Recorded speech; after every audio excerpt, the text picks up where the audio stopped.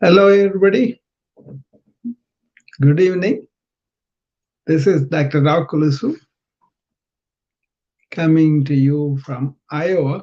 Uh, Hope you all had a good Mother's Day, and we certainly celebrated with my uh, wife being the only mother here.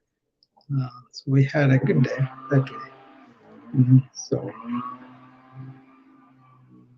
today I want to talk about conceptual world that we built. You know, I was listening to a talk, Advaitic talk by uh, a Swami. And he was talking about wiping the conceptual world to be wise. And that is so true because uh, when you live with a concept of anybody, then you are always missing that somebody, right? That's pretty evident. And the moment we see we have formulated a concept about anybody or anything, and that will be challenged down the line. So that sentence carries a lot of wisdom by itself. Wiping the conceptual world is to be wise. Um, Actually, there was a family that they put in a. He's an ophthalmologist. He lives in South Africa. He has a family, a wife and two children. They're all living in this one house, and they named that as Arunachala by the hill that is present in South India, which is very, very relevant to Ramana Maharshi. He lived there, He went there at the age of 60 and he lived there till he died. Then they were interviewing that family, and the wife was saying that she sees her kids without any concepts, and she sees them for what they are, how they are developing. I thought that was beautiful, the way she was practicing what Ramana talked about, living in the present and fully aware and conscious, right? Um, when you are in the thought world or in the conceptual world, you are not in touch with what is in front of you. That's a sense of it, right?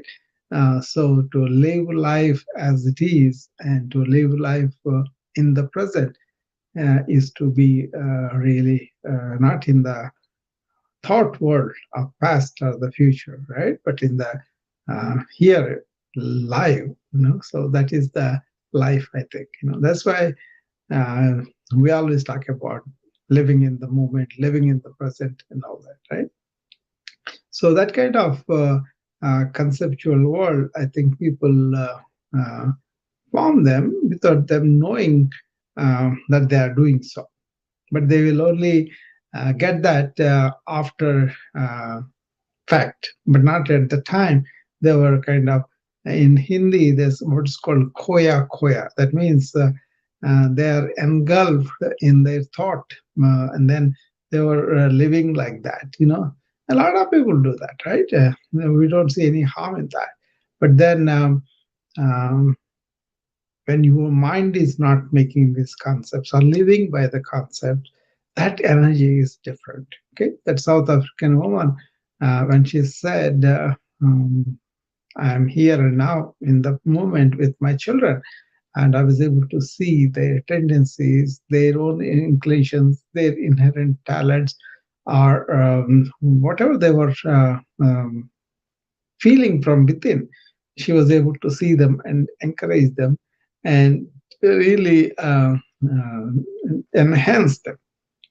So that couple were really living Ramana's teachings because he was an ophthalmologist. And he keeps a photo of Ramana next to his table, not to be seen by the patients, but then he can see them.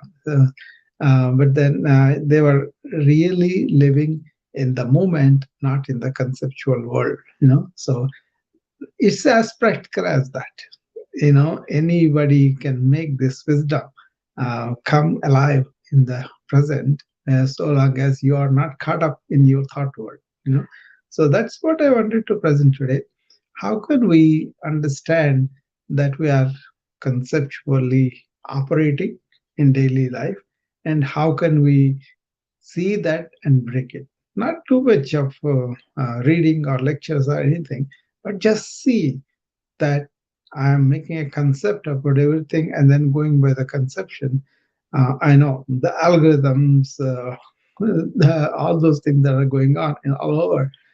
We have to, even in the patient care, it used to be the art of patient care combined with the science of the patient care was working very well for the people, right? That means the patient comes, and I don't want to make an image about how he is feeling, but I want to really see and touch that empathetically what he is going through, and appreciate that firsthand, right? I can see he is suffering and everything right then and there. But nowadays, they don't spend much time with the patients because they are spending all the time in documentation of the EMR. So they go to the patient, talk briefly, and then, or they may not talk also. So they go and then they sit in front of the computer and enter all the data, and then generate some orders, and never touching the patient.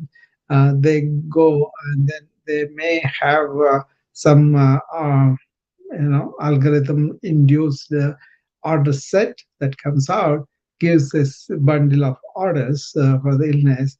The patient gets treated, but nobody listened to him, nobody understood him, nobody gave him support or encouragement, or some kind of instill confidence in them. None of that, right?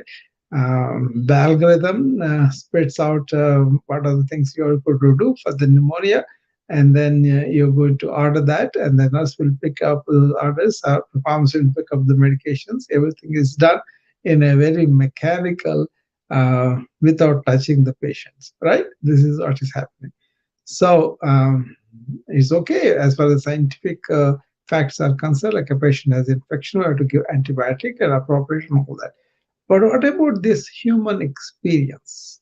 Where does that go? The patient yearning for some friendly touch on his shoulder. He may be afraid of what he's going to. He's because he is painful in the chest, not able to breathe. He will be thinking, I have COVID, and maybe I will be dying and all that. So at the time, he needs some friendly, just to tap on the shoulder, or just sit down with him, and then listen to what he's going through all night last night, when he developed this cough and shortness of breath. That kind of thing is very important, I think. So that is where your humane touch comes. But if you are caught up in the concept of, okay, I'm going to really employ all this artificial intelligence and all the algorithms, fine, if we are efficient that way, then we should have more time to spend with the person, with the patient, right? I think that's a probability that is there. But then there's a new thing coming up now, because they are so mechanized in everything, and they're using machines to assist them. Even AI assistant is there, co-pilot is there. So all these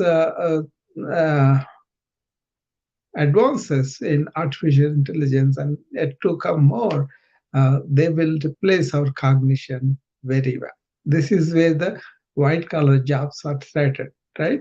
Um, but then, if you are not even threatened, you are very well versed with this machine learning tools.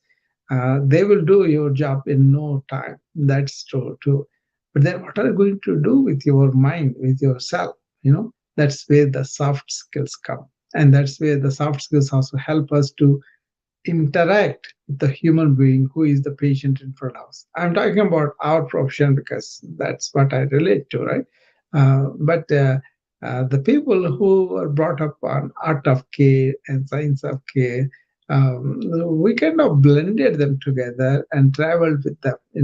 I'm very happy I never lost that, you know, art of medicine, where you are a human being, you interact with other human being, kind of empathetically feel what he's going through economically, physically, mentally, family wise. So many things go on when he's hospitalized, right? But we may not pay attention, we will just do our job and go. But that's the reality. So, but when you're in touch with that kind of empathetically, then people will be very, very responsive to that, and they crave for that. There will be a stage when most of the prescription drugs will be over the counter. That means you don't need to prescribe them. The patient can get by himself. That's also there. That can happen. I welcome that. If they can do it safely, I welcome that. Democratization of treatments, but with safety, right? Somebody has to see that is appropriate, not allergies and all that, right? So conceptual thinking invades every facet of our life. You know, we never want to be so clear in our mind, so available to something that we now don't really keep that conceptual mind quiet. We want to use that, and then based on that we want to make and then we say, oh, this is the way I feel, this is the way I think, this is the way I react, and all this, always referring to the personality we built up on the conceptions. So conceptual thinking is fundamental in modern world, occupying people's mind. So wipe that out, and then you will be really uh, uh, tapping the wisdom, the inner intelligence that is within all of us. I hope this is all making sense, because this is something every day happens, but every day is neglected, every day put aside. So when you don't have these conceptions about people, and you want to treat them as they are, what does it mean? You are going beyond the false self of yours, the ego or the personality, and you are staying in your real self. That's our series, right? Be your bigger self, not the smaller self. The bigger self is this energy and the life that is pervading us, that is animating our body and mind. So to be in that energy, you got to quieten your um, conceptual mind, especially conceptual way of looking at things. So that is what I wanted to present today. I wanted to make people understand this is an important aspect in anybody's life, and just making another concept about it doesn't help, but looking at in the moment to moment awareness. Are you aware? Are you in looking at something completely without the conception of something about it? If you can do that, then that is the wonderful energy you give to the other person too. So that means somebody comes here that is known to me, and then if I have image about him or her, this is so and so and so, I will miss them completely if I come with that image in my mind. But if I can put it aside for a second as I'm dealing with them, and then relate to them as they are. They may be angry today, they were not before. They may be really down, maybe in mood, or they may be really happy and very receptive and all that too. So, or they may be caught up in their own concepts about you, and then they want to relate like that, right? Then you are missing the person. That's why awareness, has to be put above thought, in front of thought. Bring the So if you identify yourself with anything, then the thought will go around it. But if you are not identified but aware, then awareness come forward to the thought, to the conception of thought, and then that becomes a real good energy, and you are actually living in the moment. That's what it is. Living in the present, living in the moment, all those things are the same thing. Basically, empty, clear mind. And when you have the clear mind with awareness, that's energy that you want to bring it to any situation in life, to enjoy the nature, to enjoy people, to be sympathetic to people no matter what they do, to be really compassionate to everybody's suffering and all that. Um, I mean, that is not seen much in the modern world because we kind of get numb like that, right? There was there were people yesterday. I think Tom Hanks movie. I was seeing that Auto. I think he is standing at the railway station, and somebody is on the railway track, he fell or something, and then everybody is trying to take pictures with their cameras. But he asks, "Come, somebody go help you." No, nobody. Then he's also a bold man. He gets down and he brings him up, and then they pull him up. But then everybody is so busy taking the pictures with the photo with the phones, all of them. They're okay. That's a big incident, a lot of excitement. But then they don't bother to save that other man who was in the railway track. So they're so numb to situation. And the concept is, oh yeah, something live, so I can picture it, I can put it on social media, and that will be good. That is thinking, I think, at the time.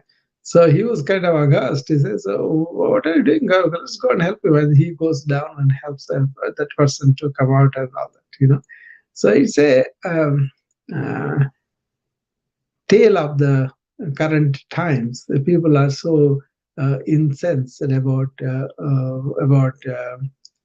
suffering in New York City. Also, they were looking at all the people going away when somebody uh, gets beaten or in the road, or somebody is really having problem falling to the road and then stays there, and nobody really helps him. Everybody looks and goes around him.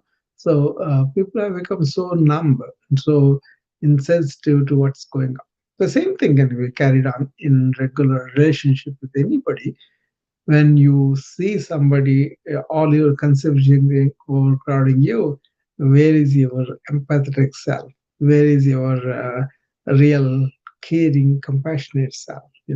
Say when you the more you look at your interior, the more you kind of wipe off your fears, anxieties, and conceptions about them, then you will be able to live fully and live really helping people, and then whatever way you can relate with them, with that kind of spirit.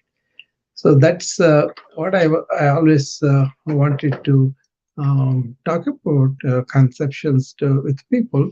And when I heard that comment from that Swami, then I thought I will come and present my viewpoint on that. But it's the same thing, living in the present, being true to yourself, true to what is going on. It's the same thing. But then how to be aware of these conceptions is this. What's the quality of any situation? What is that you're relating to the situation?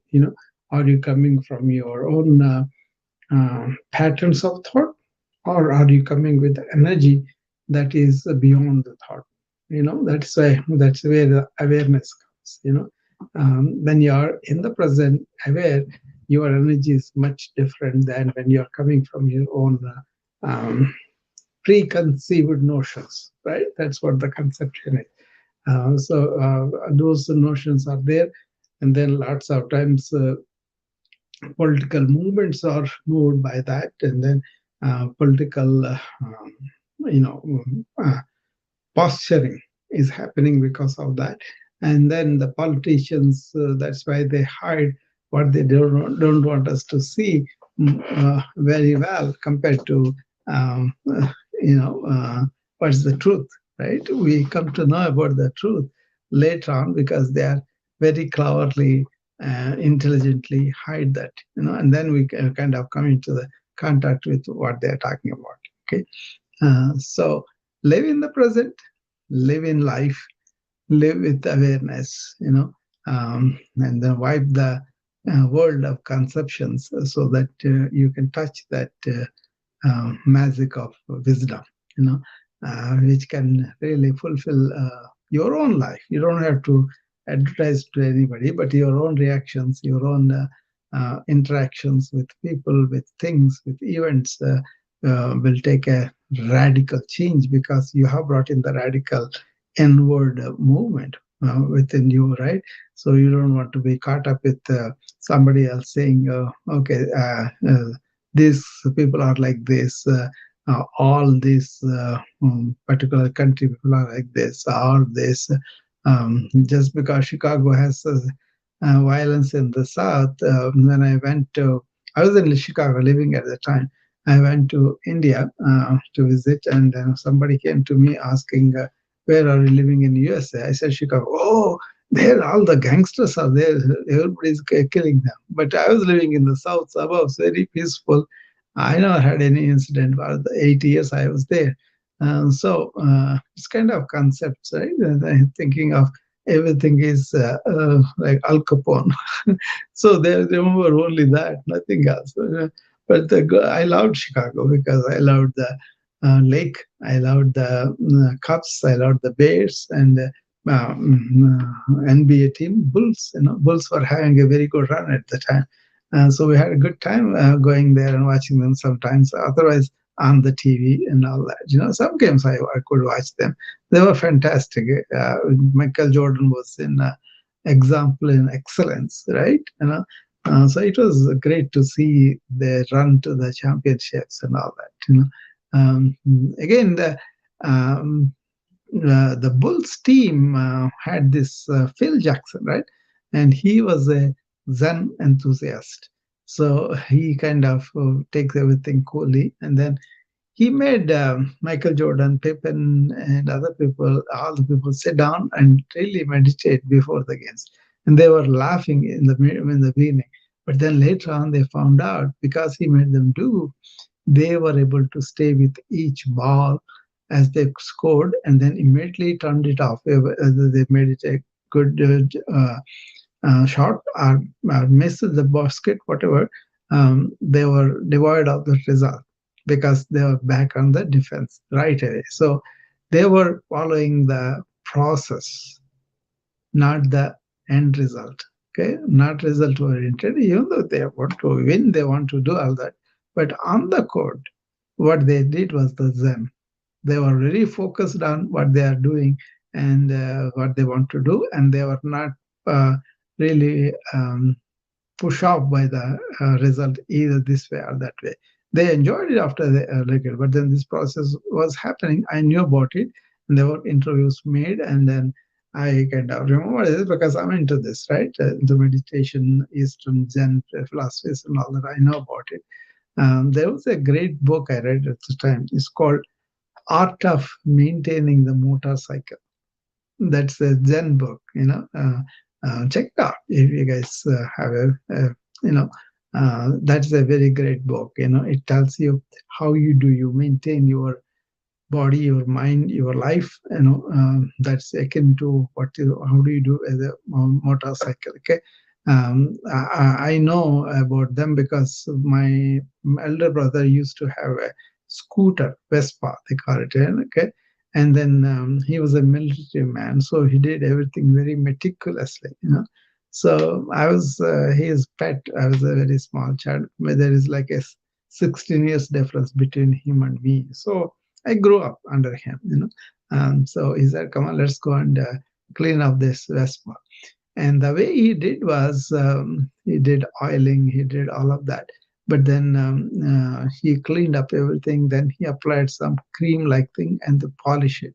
I think there's a polish, I think, at the time. And then the polishing is done with each small area at a time, right?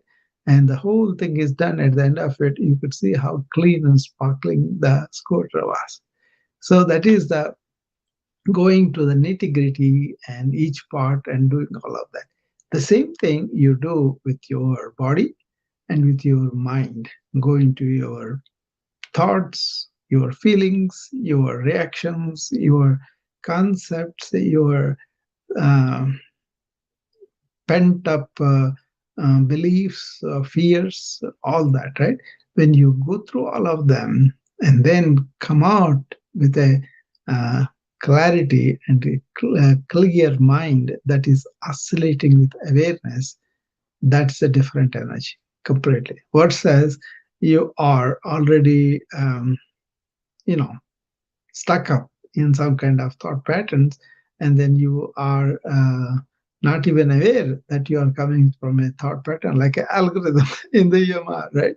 You are coming from that, and that is running you rather than you, the real energy in the moment acting to the situation as so. This is something very um, uh, very easy to do if you are not really engulfed by the network of thought. Use the thought consciously, right? So if you use the thought consciously, then you are not coming from your thought bank. All your impressions of the past, all your tendencies and all that. Most of the time, people are not aware of the mental habits. Most of them, they are not aware of tendencies that they have. Most of the, and then they even carry like a mantle. Oh, I'm like this. I will be react like this and all. Not necessarily you have to be like that.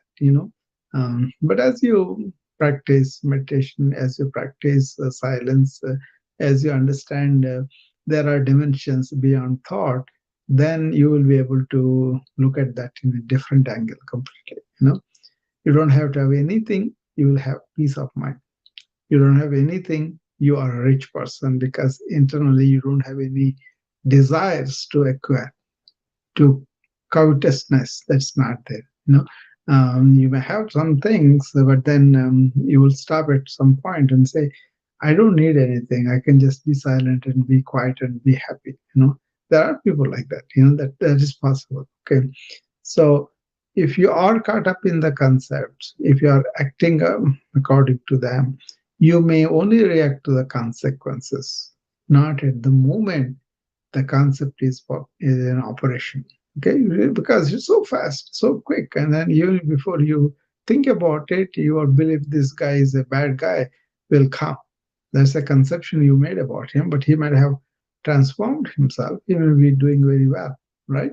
But if you just allow your underlying conceptual thinking take over you rather than you are being aware in the moment, then you are acting mechanical. You are allowing your mechanical thinking overwhelm you.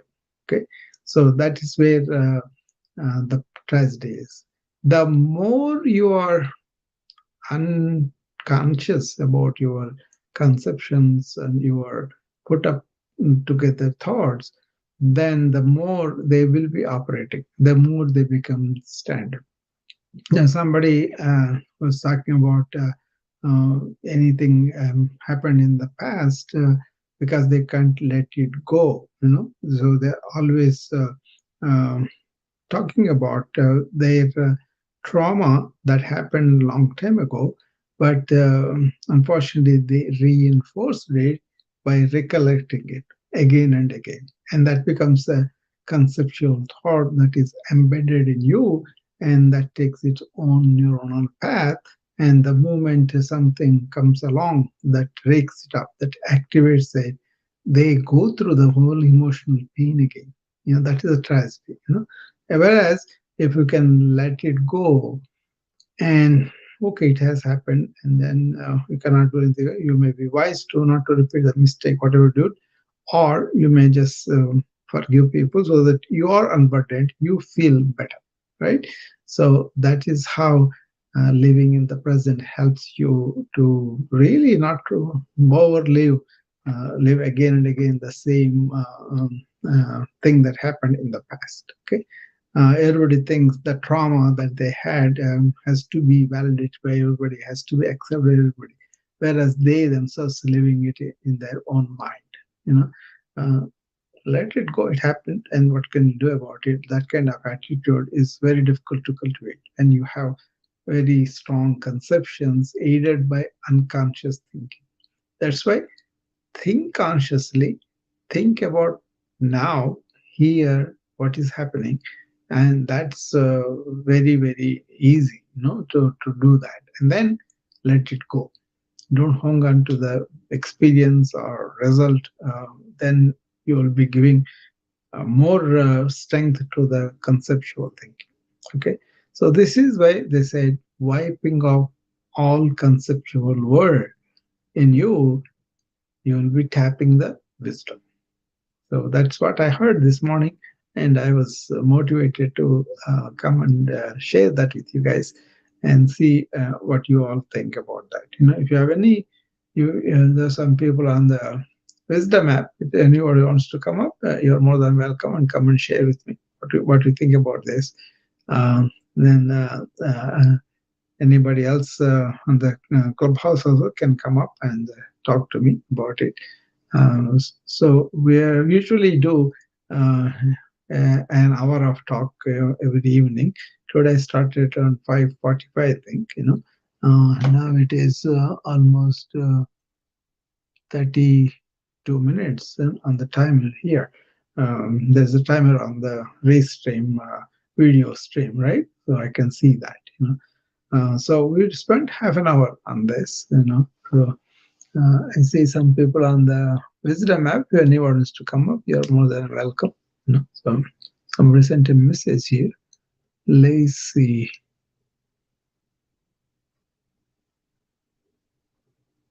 Okay, this is Lacey. Carolina, I'm doing very well. Lacey, thanks for asking. If you want to come up, you're more than welcome to come up and talk to us. So I don't even pay attention to those messages. So today I saw it. It is lighting up there. So I kind of went and talked to them. So with that, I will stop the talk at this juncture, and then I will see you back again tomorrow. Thank you.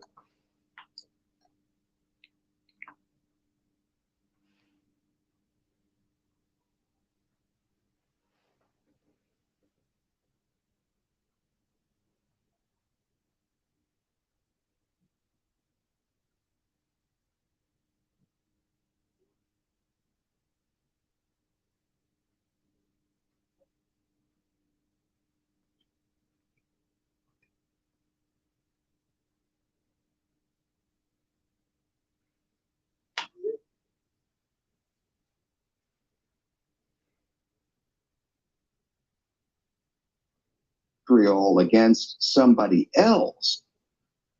Let me tell you what is